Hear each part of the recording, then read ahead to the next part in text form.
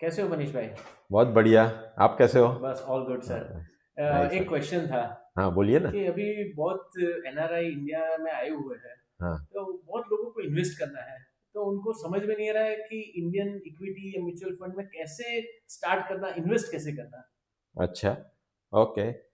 Actually कोई भी NRI है, उसका स्टेटस अगर एनआरआई हो चुका है तो उसको इंडिया में पहले पहले तो दो अकाउंट खुलवाने पड़ते हैं। ओके।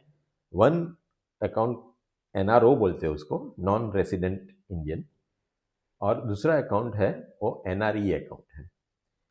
कोई भी फॉरेन करेंसी का फंड है वो एनआरई अकाउंट में डिपॉजिट होता है ओके। इन डॉलर और देयर करेंसी वैल्यू। और उसके बाद वो फंड को बैंक आपकी रिक्वेस्ट के हिसाब से, एनआरई की रिक्वेस्ट के हिसाब से वो ट्रांसफर करती है एनआरओ अकाउंट में इन रुपीज। ओके।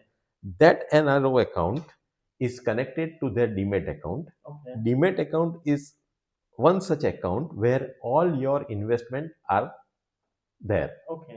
जैसे शेयर्स है, कि म्यूचुअल फंड है, कि बॉन्ड्स है, ओह। वो सब वो डीमेट अकाउंट में रहते हैं। जैसे इंडियन ओनर्स के भी डीमेट अकाउंट रहते हैं, वैसे एनआरई के भी डीमेट अकाउंट होता है। ओके। और वो डीमेट अकाउंट में उनके सब इन्वेस्टमेंट्स होते हैं। लेकिन वो इन्वेस्टमेंट रुपीज टर्म्स में ही होते हैं, बराबर। वो डॉलर टर्म्स में कभी नहीं हो सकते। हम्म। तो रुपीज टर्म्स में उनको रुपीज चाहिए, ओके। इसलिए बैंक ने फैसिलिटी दिया है, आरबीआई ने फैसिलिटी दिया है कि ओके। वो लोग दो अकाउंट खोल सकते हैं। One is NRO and one is NRE. Okay.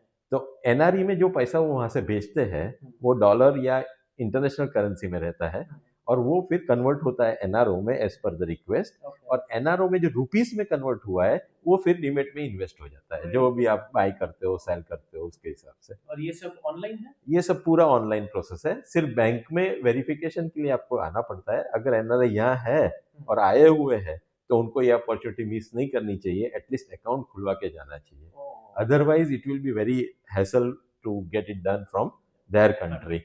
वहाँ बैंक की ब्रांच हो नहीं हो, उससे अच्छा यहाँ आए हुए हैं तो बेटर है उनको ये दो अकाउंट खुलवा के जाना चाहिए। एक डीमेट अकाउंट खुलवा के जाना है, और फिर वहां से बैठे बैठे अपनी सलाह से वो लोग इन्वेस्ट कर सकते कर हैं। सकते हैं।